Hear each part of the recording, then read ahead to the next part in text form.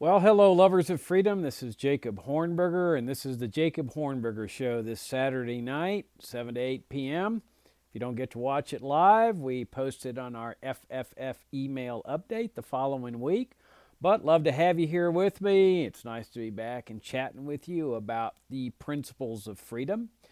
One of the most fascinating parts of all this turmoil in the Middle East was, and somewhat amusing also, was when the news media reported what Mubarak, the dictator of Egypt, Hosni Mubarak, what his justification was for the anti-terrorist powers that he and his military government had wielded for some 30 years. Now, keep in mind that these are extraordinary powers that this regime had been wielding and in fact is still wielding. It is the power to go out and just seize people without a warrant, without a trial, without any kind of hearings. Just seize them, cart them away to a concentration camp, to a dungeon, to a torture facility, and do whatever you want to them. You know, torture them for information, torture them for a confession, torture them just to send a message out to the rest of the people in society that this is what's going to happen to you if you end up over here. And of course, there's always the possibility of just disappearing the person, killing the person. And so these are extraordinary powers. And what was amusing was, that the people, have been demanding the lifting of these powers as part of these demonstrations or thing. That's not what's amusing. What's amusing is the justification that Mubarak used to justify these extraordinary powers, the anti-terrorist powers. Well, you get a hint of what he was doing to justify them. He had the war on terrorism and the war on drugs. Sound familiar? I mean, these were his two principal justifications to have these extraordinary powers. And it's the same justification of the military regime that's now in control. They're under a military dictatorship. And of course, they were under Mubarak too, because Mubarak was a military officer. And but this is the justification: the war on terrorism and the war on drugs. Now, how did these powers come into existence? These extraordinary powers. Well, here's another somewhat amusing part of this thing, is they came into existence during the height of an emergency or a crisis. Sound familiar? 30 years ago, the president of Egypt, Anwar Sadat, was assassinated. And so there was a coup. The Mubarak takes over. The military's in charge. They got a standing army in Egypt.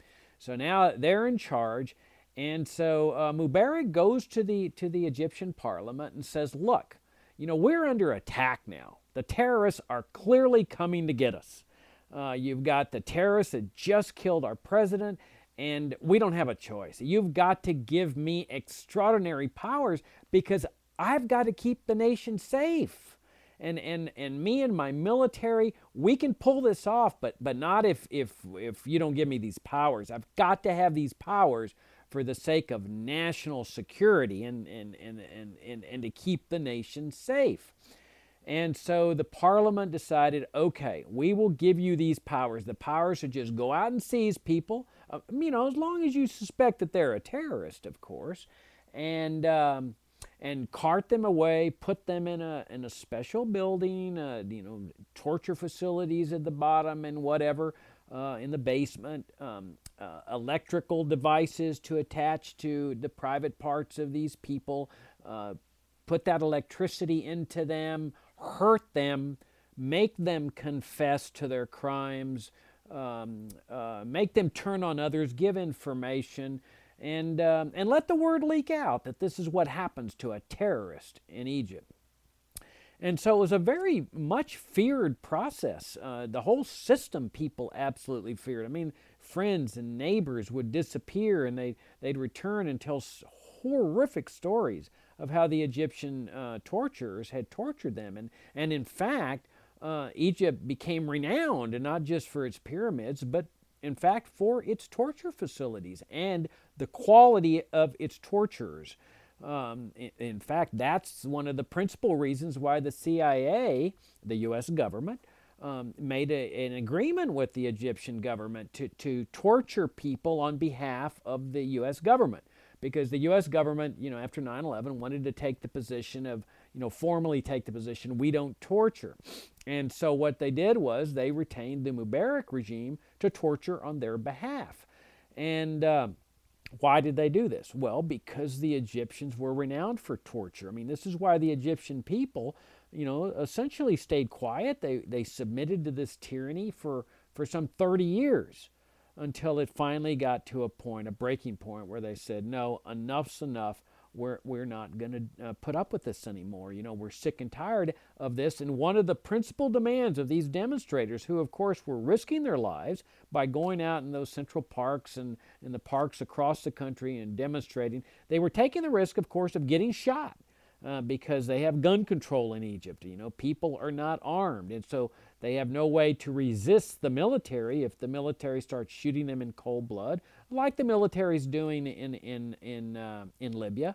But they had gotten to the point where they said, no, we don't want to put up with this anymore. And one of their first demands, the demands of the demonstrators, was a lifting of this anti-terrorist legislation, because they'd been up to here with it. I mean, they were sick and tired of it, and they were tired of living under fear. Now, obviously, economics plays a part of it. They've seen the world prosper, or at least certain parts of the world prosper. They've looked around. They realize they're living in abject poverty, and they're sick and tired of that. But the principal demand right there when those demonstrations were taking place was a lifting of the anti-terrorist legislation. And of course, the military today, which controls Egypt, won't lift the anti-terrorist legislation. Why? Oh, well, the war on drugs, the war on terrorism. These are real wars. I mean, the Egyptian military takes the same position as the U.S. military, and the U.S. CIA, and the U.S. State Department, the U.S. President, and the U.S. Congress. I mean, when it comes to, them sharing the same mindset, it's right here with respect to the war on drugs and the war on terrorism. The Egyptian military says we are at war. This is a real war. The terrorists are coming to get us. If we don't have this power to seize people and cart them away and torture them and maybe even execute them, but at least keep them in jail for life, the nation's going to fall. The nation's just going to fall. I mean, we might as well just turn it over to the terrorists. And it's the same with the drug dealers, that this is a real war, the Egyptian military says. That by golly, the drug dealers are coming to get us. They're going to put everybody on drugs before we know it. If we lift this anti-terrorist legislation, if we don't have the power to go out and grab these people and torture them and incarcerate them without a trial, by golly, everybody's going to be on drugs overnight. And therefore, we've got to stop this. Now, the powers are temporary.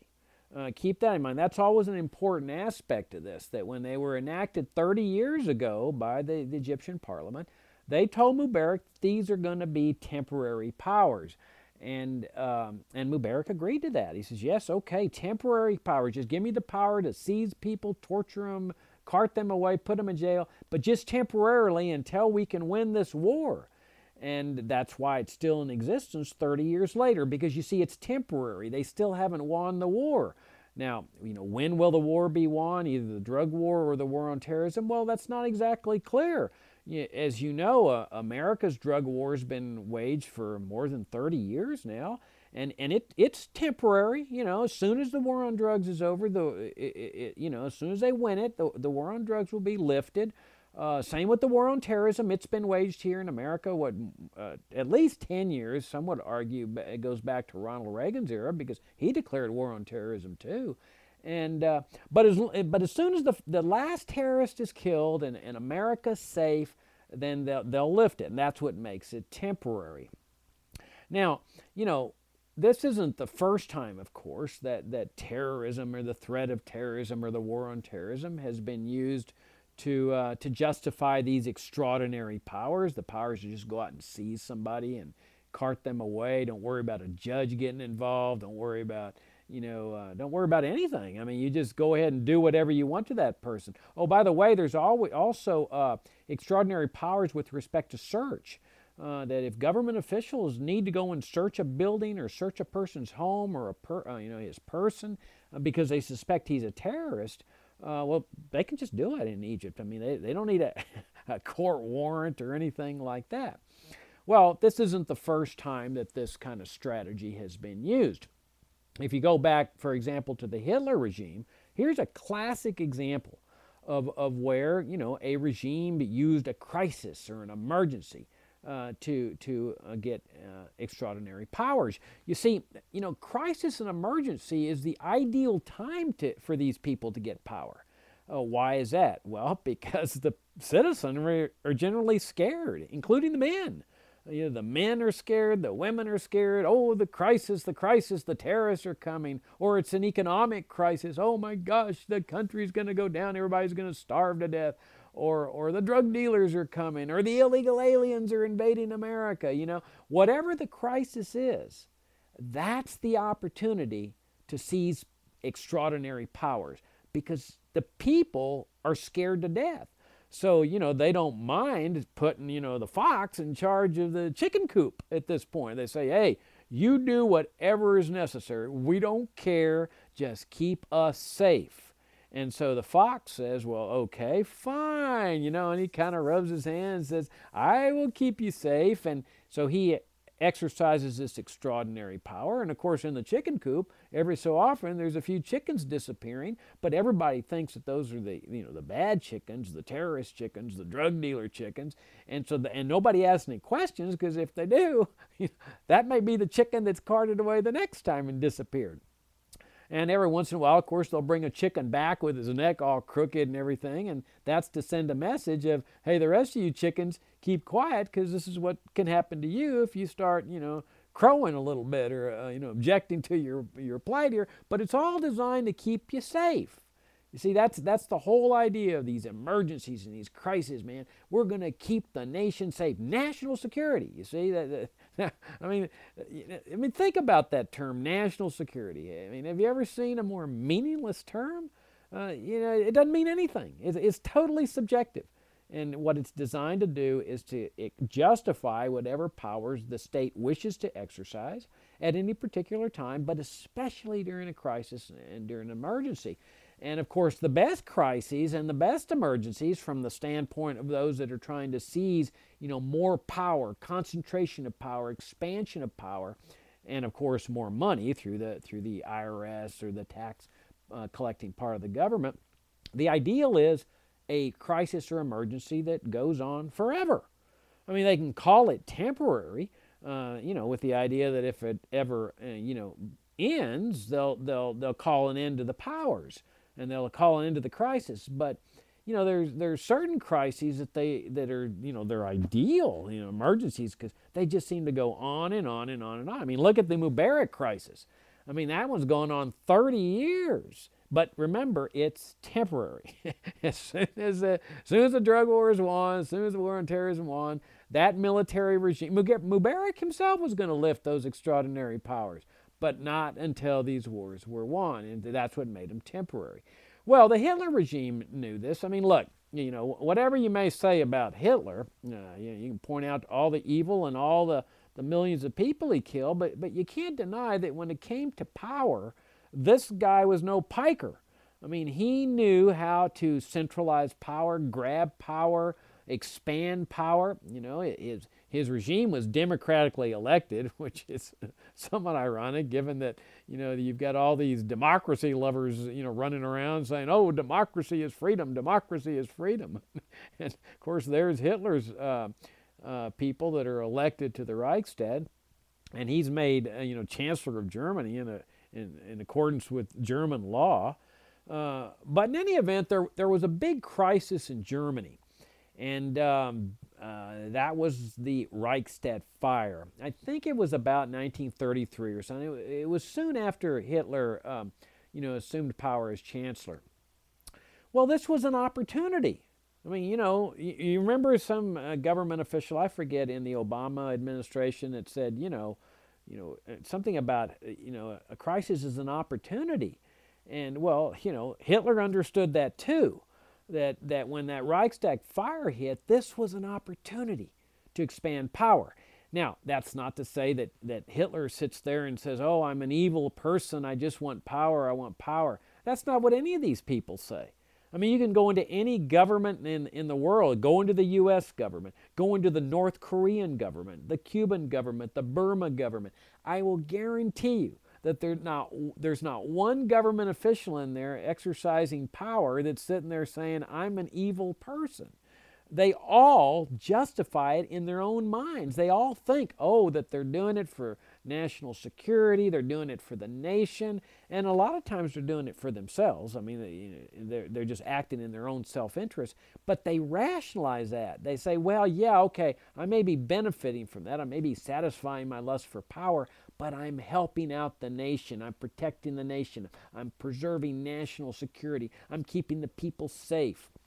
And there's just no doubt at all that that's the way Hitler felt. When Hitler went to the Reichstag, boy, he really thought that he was going to keep the German people safe, preserve the nation. Because, you see, he had a twin threat.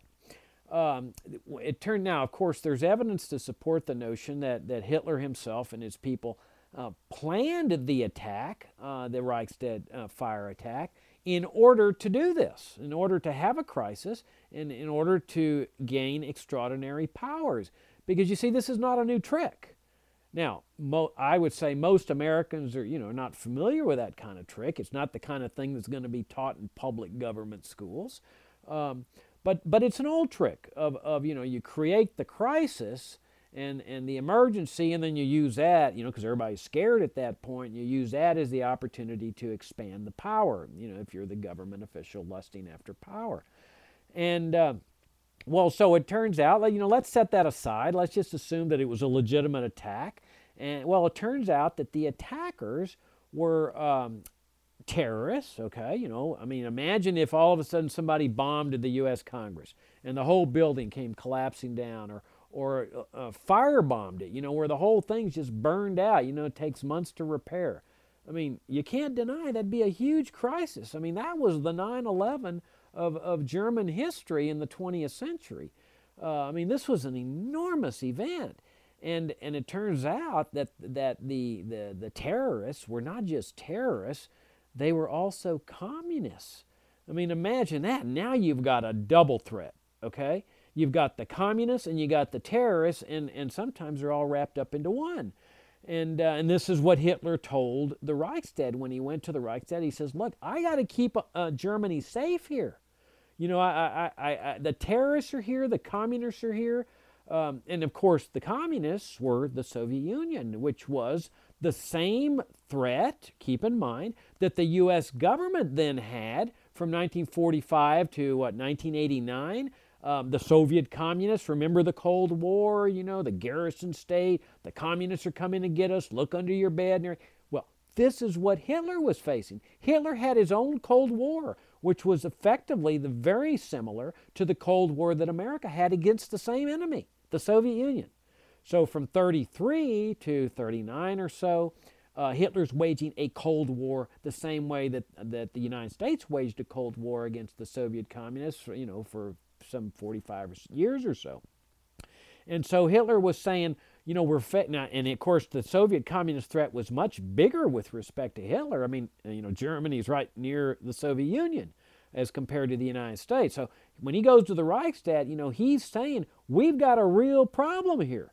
We've got the communists that are coming to get us, and we've got the terrorists coming to get us. And so he declares war. I mean, he doesn't declare war on the Soviet Union, but it's the same metaphorical type war that we have here in the United States on the drug war, the war on terrorism. He declares war on the terrorists and the communists. And he asked the Reichstag for these extraordinary powers, the same kind of powers that Mubarak was exercising. The power to seize people arbitrarily, just go out. Man, there's a lot of terrorists out there inside. There's communists in society. The power to seize them, take them to a concentration camp, to a dungeon, to a prison camp, torture them brutally, maybe even execute them, at least keep them in jail. In fact, one of the interesting things about this is that Hitler's SS, or his Gestapo, had the authority. I don't know if it was legal, but they didn't, of course, worry about that so much because they were at war. You see, they were at war against the terrorists, and Hitler took the position that he's a commander-in-chief, and by golly, he's going to protect the nation. Well, the Gestapo had the authority to ignore jury verdicts in criminal cases. Imagine that. Sound familiar? You know, that of course, in this country, ever since 9/11, the military has the authority to ignore a jury verdict in a terrorism case in federal district court. Forget double jeopardy, forget the constitutional protections, forget the finality of jury verdicts. The military now has the self-assumed power to ignore or disregard that jury verdict and cart the acquitted person off to a concentration camp, a prison camp, whatever, and treat him as an enemy combatant, as a terrorist. Well, that's what the power that the Gestapo had. The Gestapo could just, you know, walk into a courtroom and as soon as the person's acquitted, just march him on out. And just like here, where no judge is going to interfere with the military, that's the way it was in Germany too. No judge was going to interfere with the Gestapo. And it was done, of course, as part of this war on terrorism. So Hitler goes to the Reichstag and he says, look, I need these extraordinary powers. I need the power to seize these people. I need the power to cart them away and torture them and incarcerate them and possibly execute them. And there was a big debate in the Reichstag because, you know, this was going to be a major change here for Germany. I mean, that's a power. The power to go out and seize somebody and cart them away to a jail is really the most, as I said, I think in the last couple of weeks in this program, this is the ultimate power of dictatorship. I mean, that is the total power. That is the omnipotent state. I mean, if we look at government as the organized means of coercion and compulsion, as Ludwig von Mises referred to it, you know, the monopoly over force, this is the essence of government. The essence of force is just to go out and seize a person without a warrant, without any judicial interference, and put him in a camp. I mean, it's much like what is done at Guantanamo, for example, you know, where the military can just go out and, you know, take somebody anywhere in the world and just put them over there in that camp. No warrant, no anything. Just put them away for the rest of their lives. And so there was a lot of debate because everybody understood this was going to be a major change in Germany. But Hitler prevailed. I mean, the terrorists were coming, the communists were coming, and they said, okay, but only on one condition. And they set the same condition they did with Mubarak. They said, it's only temporary, Herr Hitler. And Hitler said, fine, it's only temporary. Well, of course, you know, during that temporary period, Hitler was able to do what Mubarak did. You know, you start rounding up the people that are threatening to you, that are dissenting, that are objecting to this. You cart them away. That kind of starts silencing everybody else until you finally get to a point where it's a rubber stamp. Now, ironically, you know, throughout the 30s and even into the war, Hitler would go back periodically when the powers were expiring, and he would ask the Reichstag for permission to extend the powers again, temporarily, of course, and the Reichstag, of course, would always rubber stamp the event. I mean, at that point, it was over. I mean, it was you know, once you give the ruler those kind of powers, you're talking about the severe, grave dictatorial powers. Now, you know, this is the nature of government, though. You know, our founding fathers understood that. You know, they understood that our government was not much different from other governments in history. I mean, that it was going to bring an institution into existence that would attract these kind of power lusters, the people that just, they can't help themselves. It's in their DNA. We libertarians call them statists. You know, they need to have powers like alcohol. You know, or alcoholic. They need to have power. Now, they always justify it. They're men of zeal and goodwill, and I want to protect the nation, and I want to support the troops, and I want to really make America strong, and I want a strong national defense, and I want a strong police force and all. But what they're really doing is they're trying to satisfy this lust for power, and they never can satisfy it. I mean, they always want more and more and more. And this is why America's founding fathers our ancestors were so reluctant to bring into existence the federal government. You'll recall that the United States had been operating under the Articles of Confederation for some 10 or 11 years after the Declaration of Independence. You had a central government with very weak powers, and so that they have the Constitutional Convention, and they come out with, instead of altering or modifying the Articles of Confederation, they come out with the idea of a federal constitution that's going to call into existence a federal government that's going to be significantly different from the federal government under the Articles of Confederation. Well, people who had been British people and now are Americans had experience with this kind of government. They figured it would turn into an empire, where you've got a standing army, where you've got a giant military, like in these regimes in Egypt and in Tunisia and so forth. They would enforce the powers of the ruler. In other words, things would go back to where they were, with the British kings, the British dictators. And I don't mean to burst anybody's bubble here, but the British people suffered under severe dictatorship. I mean, some of their dictators would make, Mubarak look like a piker. One of the most ultimate powers that the British king had in history, was the power to go out and just seize people and just cart them away. And I think last week I mentioned the Tower of London, that's a torture chamber. They did brutal acts of torture. They didn't have the electricity to, put on the person's private parts and run electricity through there. But man, they had the rack. They had all kinds of gruesome devices. Just go, Google Tower of London and devices, and you see what kind of stuff they did in there.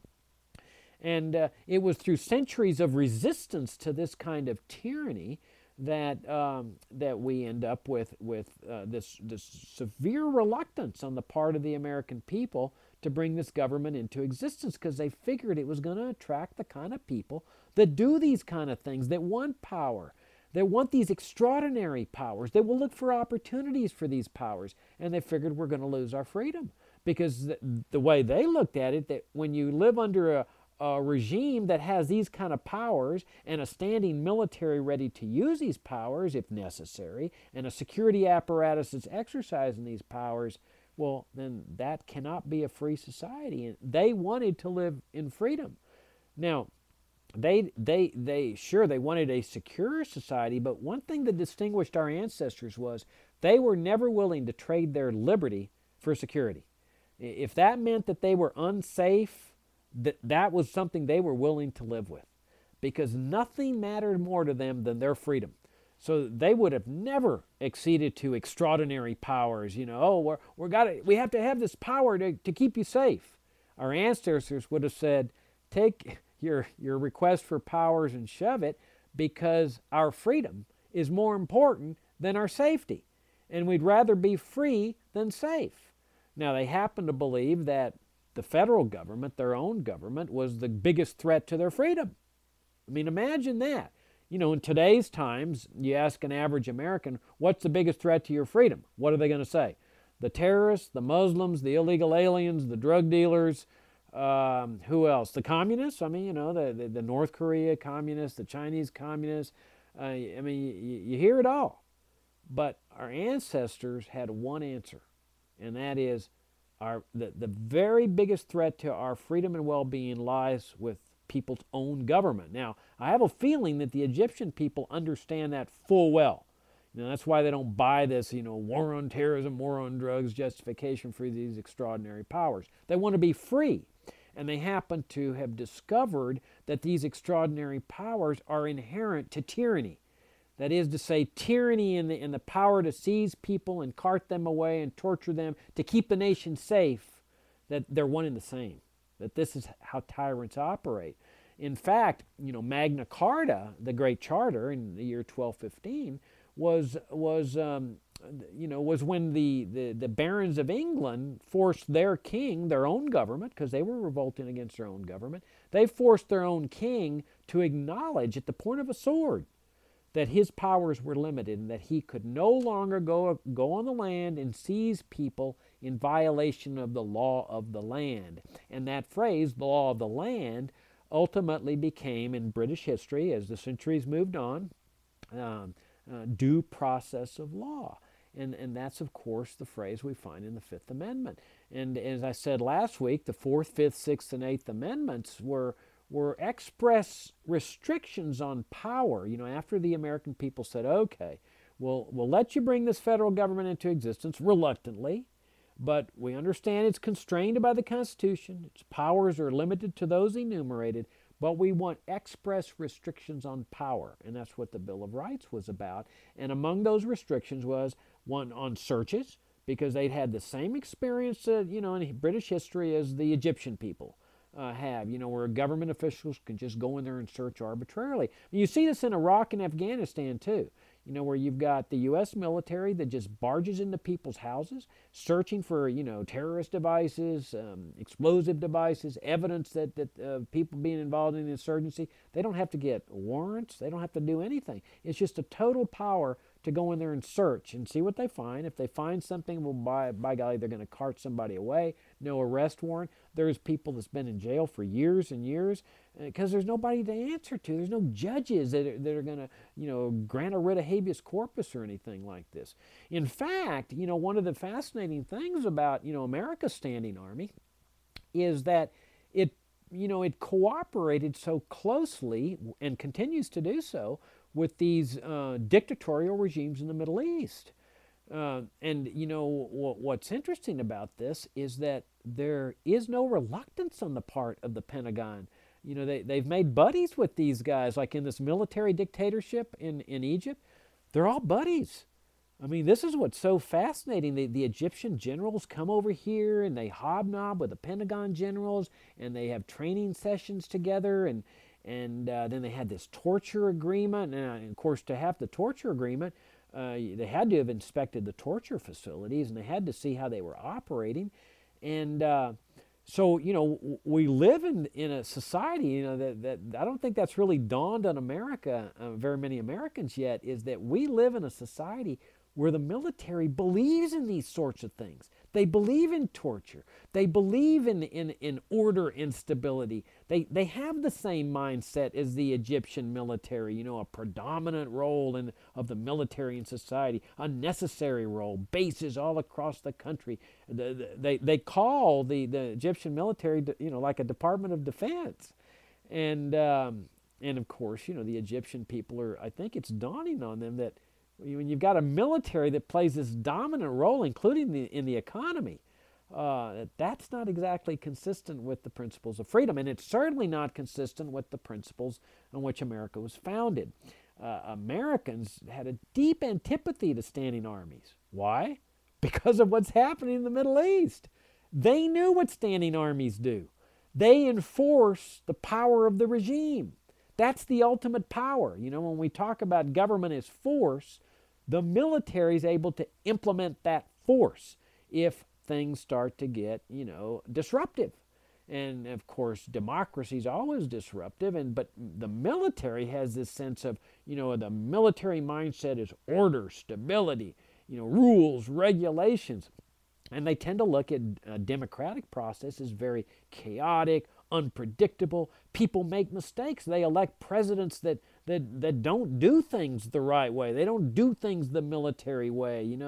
They negotiate things. They maybe bend a little bit here to the communists or to this group or that group. And boy, the military says, no way, we've got to stand fast, and we got to show them, how the cow's going to eat the cabbage. Our founding fathers said, we don't want to have anything to do with that. And if you look at the history of the standing armies, we've got some of this on our website. You can Google standing armies at fff.org, and you can see the way our ancestors felt about standing armies. They said, look, these are a beast that they're dangerous to a free society. Now, ironically, General Eisenhower, he was a retired general by that time when he was president. He was leaving office. He talked about the danger that the military-industrial complex poses to America's democratic processes, which is a fascinating insight, and I think one that many Americans just haven't given a lot of consideration to. But in any event, this is the way our founding fathers saw it, that they had an antipathy toward standing armies, toward militarism, and so forth. Now, let's jump ahead to 9/11 because guess what? Well, here you got emergency, crisis, I mean, here was an opportunity. And let me tell you something, the statists in Washington didn't skip a beat. I mean, they used this as an opportunity. Now, remember that, let's go back a little bit before we get to 9/11. We can talk about the Cold War, because, after every war, the idea was you dismantle your military. You send the troops back home. You get back to peacetime. You eliminate all the taxes needed to support this thing. That's not what happened after World War II. At this point, after defeating the Nazis, the U.S. government says, we have a new official enemy. And they did everything they could to stir up this new official enemy. And who was this new official enemy? It was their ally, their partner, that they used to defeat Nazi Germany. Well, in other words, the same official enemy that Hitler had used, and the Reichstag fire to get the extraordinary powers, this is what the U.S. government then used, the Soviet Union, the communist threat, to get going with a garrison state. They built the Pentagon, massive, ever-growing military-industrial complex, and of course they said the same thing that the Germans had said. The communist threat, the communists are coming to get us, missile gap, we've got to stop them, the dominoes are going to fall, and you end up with this hot war in Korea, and then a hot war in Vietnam where they said if we don't sacrifice these tens of thousands of American men, the dominoes will fall, the communists will end up getting into Mexico. There's the same thing you hear about the Muslims today. You know how the Muslims are going to come to get us, boy, they're going to get on millions of transport ships and transport airplanes. I don't know how they're supposed to pay for all this. But that was what was said about Vietnam and the communists and so forth. Well, the idea, and so throughout those decades, military spending was soaring. And of course, it was a constant emergency, the constant emergency of the communist threat. And that was the garrison state, the national security state. Privacy concerns were thrown out the window. This was the omnipotent state, that was growing and growing, ever-growing budgets for the military. But, as far as they were concerned, the emergency was perpetual. There was nothing to worry about because the Soviet Union wasn't going to go anywhere. And so, and they called it defense, Department of Defense, And even though they were stationing troops all over the world and sending them into battle, thousands of miles away. Well, in 1989, the unexpected happened. The official enemy disintegrated. And you can imagine the panic that must have been going on in the Pentagon, CIA, and these other things. People were talking about a peace dividend. Libertarians were talking about time to dismantle the standing army. What do we need it for anymore? The justification had been, the communist threat. Now the communist threat was over. Well, conservatives were really amusing to watch during this process because they had the whole time had said, well, liberals favor big government, but conservatives don't, except with respect to, foreign affairs and the military-industrial complex. But if we didn't have a communist threat, we conservatives wouldn't support big government either. Well, of course, their worst nightmare happened, and we knew it was a sham, and libertarians did.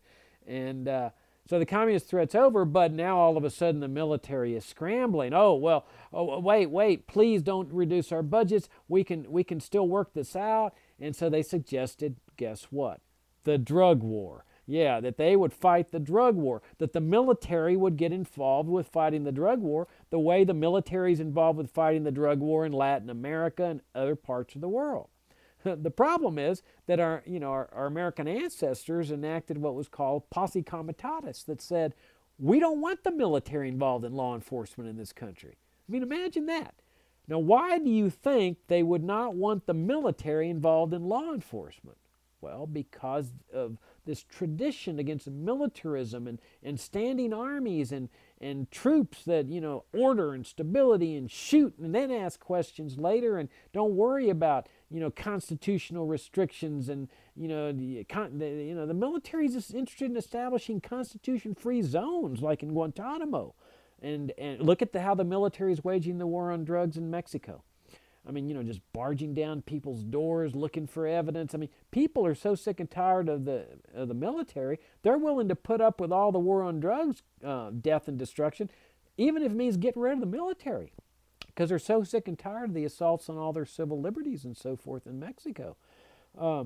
But that didn't go over very well. After the demise of the Soviet Union, of hey, let's use the military for the drug war. But they talked about we can stop illegal aliens and that we can promote free enterprise. Which means helping corporations out, the corporatism, military corporatism, in foreign countries. But throughout the 1990s, of course, you had this Saddam Hussein. They came up with that one. Okay, a new official threat. I don't know how many of you recall that, but I mean, every year, month after month, Saddam Hussein, he's coming to get us. He's coming to get us. WMDs. And they had the extreme sanctions on Iraq, where they were, killing hundreds of thousands of Iraqi children. They had their unconditional financial and military support to the Israeli government, regardless of how it comported itself. They were humiliating people in the Arab world by stationing troops near Mecca and Medina, the holiest lands in the Muslim religion. They were supporting these brutal dictatorships, the Mubarak dictatorship, Jordan, Yemen, Tunisia. All of them where people are now demonstrating. They were supporting them, knowing that they were torturing people, rounding people up, and exercising these anti-terrorist, powers that had come into existence. And so, you started to see the retaliation, the anger, and the hatred. You saw the 1993 attack on the World Trade Center, the attack on the USS Cole, the attack on the embassies in Kenya and Tanzania. And of course, we were predicting that it was going to come to American soil. You can look at the articles on our website before 9/11. We weren't the only ones. Chalmers Johnson, if you're not familiar with his work, I highly recommend it. He had the best handle on foreign policy and the problems facing America in terms of empire and terrorist blowback, and he predicted that there would be a terrorist attack on American soil before 9/11. I mean, it didn't take a rocket scientist to see that. I mean, the government was out there putting the Arab world's nose into humiliation, in addition to killing people. I mean, these children were dying in Iraq year after year. 2 high UN officials resigned. In fact, there's a great book, if you haven't read it, I highly recommend it, by Joy Gordon, called Invisible War, that talks about those Iraq sanctions. And finally, so 9/11 comes along. Well, guess what? Emergency, crisis. And so all of a sudden you've got Bush assuming, guess what? The same kind of powers that Mubarak had assumed. The power to go and, search people's homes. That's what the Patriot Act was all about. I mean, it opened up the floodgates, the national security letters. Effectively, federal officials got to write their own warrants. They got to do what the British soldiers were able to do prior to 1776. Just go barge into people's houses and start sneaking, peeking, go into a bank, get all your financial records, threaten the banker with a felony conviction if he reported the whole thing to you. And of course, you had the monitoring, the spying. The same thing that was going on in Egypt was going on here with 9/11. That was when they made the illegal deals with the NSA. The NSA made them with the telecom companies. Now Bush, went to the Congress and got the Patriot Act. And there's a reason, of course, they called it the Patriot Act, because the average person out there in the streets wants to be a patriot, and so he's not going to ask questions. If it says Patriot, he's going to go with it, and they knew that. That's why they called it the Patriot Act, not the Traitor Act. Of course, it was treason as far as I'm concerned, because they denigrated everything this country stood for. They traded liberty for security. And, of course, where was the security? 10 years later, we're still living under this thing. And but what was fascinating was that Bush assumed the powers that Mubarak has some of the powers without going to the Congress. That was the so-called enemy combatant powers, where he got, like Mubarak, the power to just go out and seize people, cart them away, torture them, indefinitely detain them, incarcerate them forever. And there's even been some prisoners that have been killed in the process. And by the way, those powers are still in existence, just like they are in Egypt. President Obama has the power to go out and order his military, order his CIA, order his police forces and his paramilitary forces to go out and arrest anybody that they suspect of being a terrorist, cart them away, treat them as a terrorist, and torture them, nudify them, do whatever they need to do with them. And that's, of course, what the Padilla case was all about. The Padilla case established that the power that they have with respect to Guantanamo Bay, how they're treating those people, have been there 10 years without a trial and so forth, no jury trials, no anything, that the Padilla case established they've got essentially the same power over Americans. Now, of course, you don't see it exercised, but what's ominous is that all you need is an emergency or a crisis, the right one, and then you see they don't have to prove anything in court. All they got to do is say, Padilla versus U.S., Padilla versus U.S., precedent, we have the power to do roundups now. And now where national security is at stake, this is an emergency, and by golly, we've got the same powers as Mubarak does because this is a crisis and national security is at stake, and we've got to keep America safe.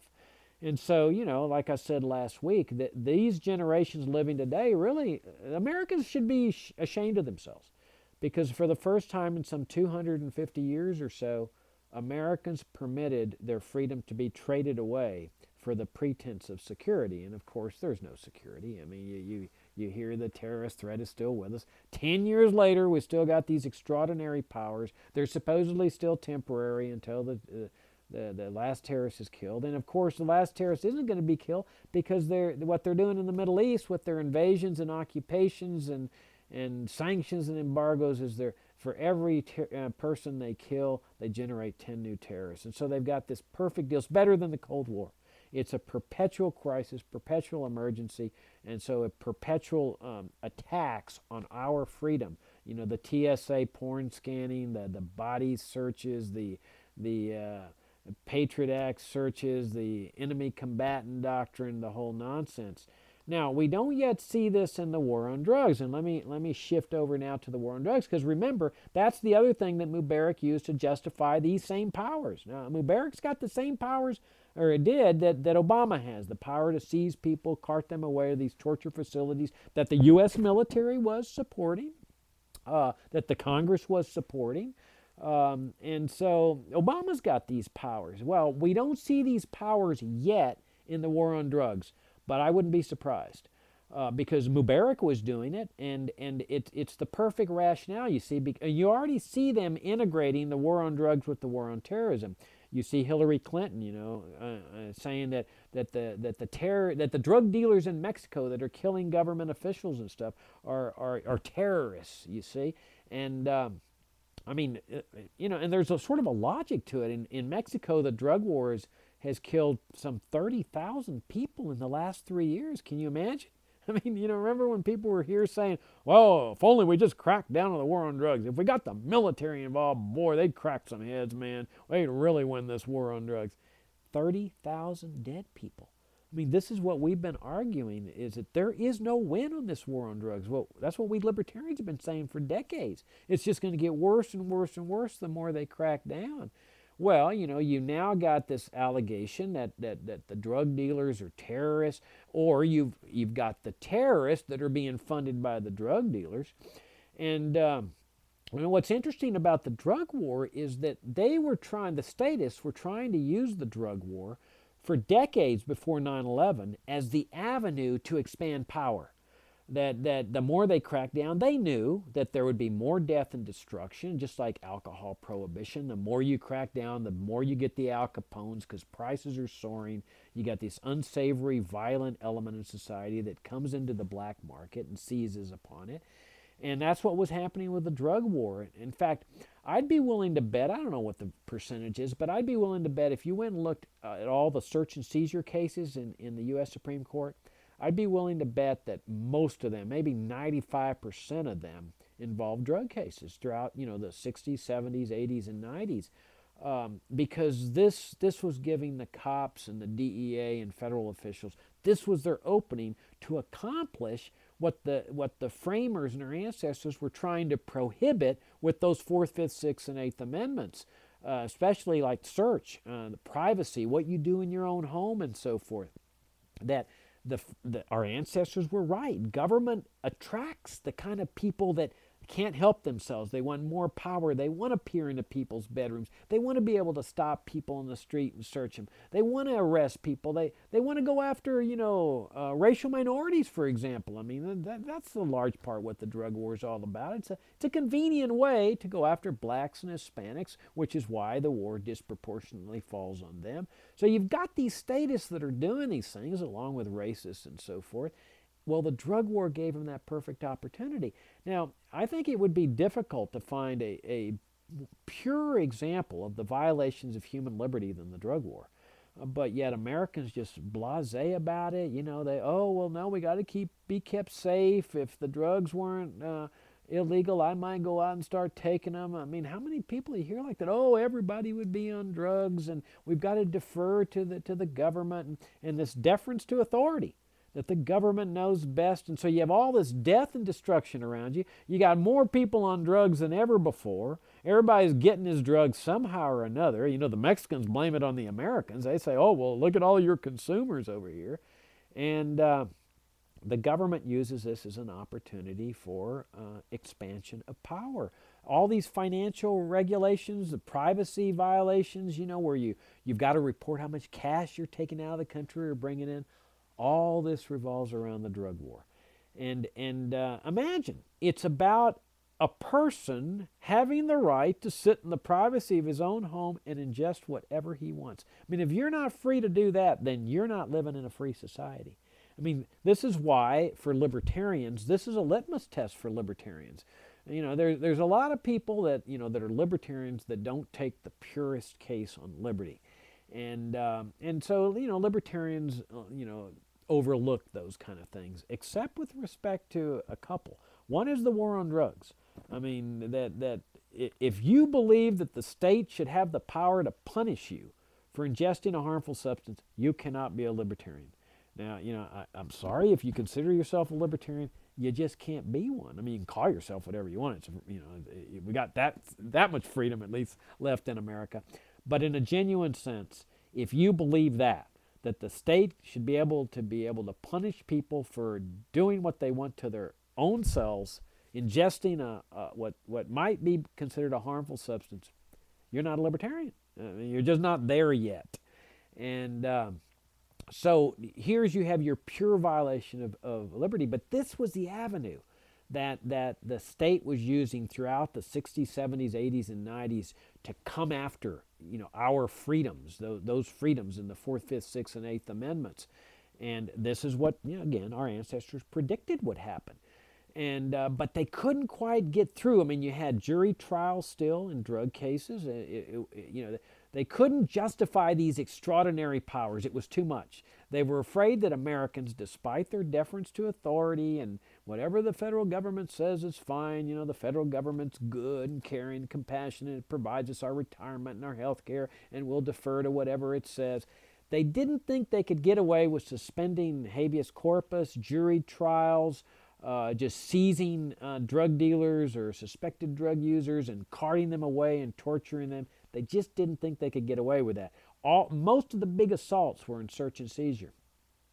9/11, however, they accomplished that. They accomplished what had not been accomplished in 250 years.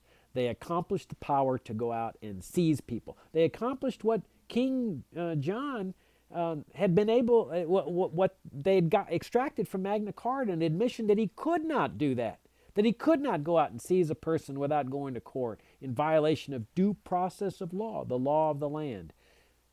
In our generations, the generations living today, the federal government acquired the powers that they had not been able to acquire for 250 years. They were able to run roughshod like a tsunami over the 4th, 5th, 6th, and 8th Amendments. And they were able to do it by using the crime of terrorism, and it's a crime.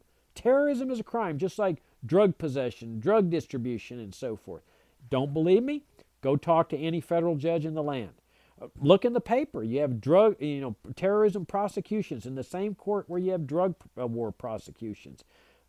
Terrorism has always been a crime. It's in the U.S. Code. It's a federal crime. What they got away with was because everybody was, not everybody, but most everybody was scared, frightened after 9/11. What they got away with is saying, with this particular crime, we now have extraordinary powers. We don't need to go to Congress, Bush said. We have the power to do this because I'm a commander-in-chief. And he put on his commander-in-chief helmet, and he says, I'm a commander-in-chief. I can do whatever I want. His lawyers said, yeah, you can do whatever you want, Mr. President. You're the commander-in-chief. We're at war now. Now remember, they were at war already. They were at war with the drugs, okay? We've been at war with drugs 30, 40 years or so.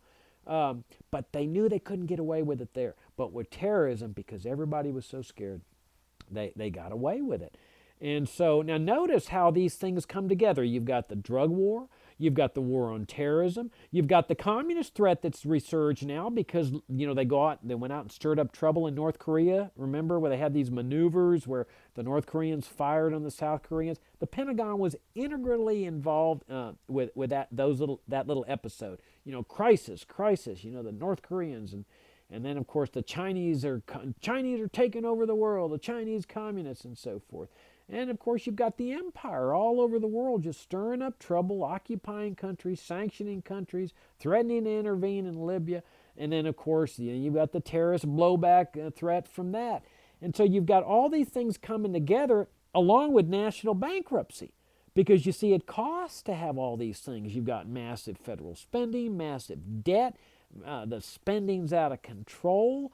The Federal Reserve is cranking up the printing presses, so you got inflation. And then, so you got all these little programs that integrate when you start to see how they work together. And then, of course, you've got public schooling as part of this, because that's where the government inculcates this mindset of deference to authority. The federal government knows best. The terrorists just hate us for our freedom and values. Oh, it's a problem with the Muslims. It's not that the empire has done all these things in the Middle East that created the attack in 1993 on the World Trade Center, or the attack on the USS Cole, or the attacks on the embassies. So all these things start to come together, and of course, what's happening is that liberty, the freedom, starts shrinking and shrinking. You've got cops that are just stopping people indiscriminately, suspicion of terrorism, suspicion of drugs. You've got death and destruction. You've got the military chomping at the bits to get down to the border. You've got gun control as part of this. I mean, right? Haven't you heard about, we've got to do some clamping down on guns in the Southwest and Texas and Arizona because of the violence in Mexico, and the Mexicans are saying you need to do something with gun control in the United States. It all comes together. It all comes together in terms of a government that is overexpanding its powers, dominating the citizenry. And of course, we haven't even talked about the domestic economic policies. We're just talking about the war on terrorism and the war on drugs. In essence, these are wars on freedom. I mean, you cannot have a free society that is perpetually at war. I mean, our founding fathers said that war is the greatest enemy to liberty. That's what Madison said. War is the greatest enemy of liberty because it gives the government the ability, the authority, the opportunity to do all these things, exercise all these extraordinary powers that the Egyptian people are discovering are inherent to tyranny. And so this is part of what the American people need to do at this time. Americans need to do some confronting of their own. They need to look at their founding principles. They need to understand, what our founding fathers were attempting to do by putting the government in a straitjacket in the Constitution, and what the government was what the people were attempting to do with the Bill of Rights, which was really a bill of prohibitions, why they were doing this. We need to be examining what is the role of government in a free society. It's not just a question of big government versus little government, or strong government versus weak government. It's what should the role of government be? Do we want a weaker DEA? Do we want a weaker TSA? Or do we want to dismantle these things? Do we want a weaker empire? Or do we want to dismantle the empire, which disintegrates the terrorist blowback threat, which then helps us to restore our freedoms of here at home, with the idea that we restore a free society, a functioning society, a normal society, a prosperous society to our land, rather than the dysfunctional society in which we live with these wars like the war on drugs and the war on terrorism. So that's our show. Appreciate again you listening in. Come to our website at fff.org. Subscribe to our FFF email update. It's free. and join us in trying to restore a free, prosperous, libertarian society to our land. Thanks so much. See you next week.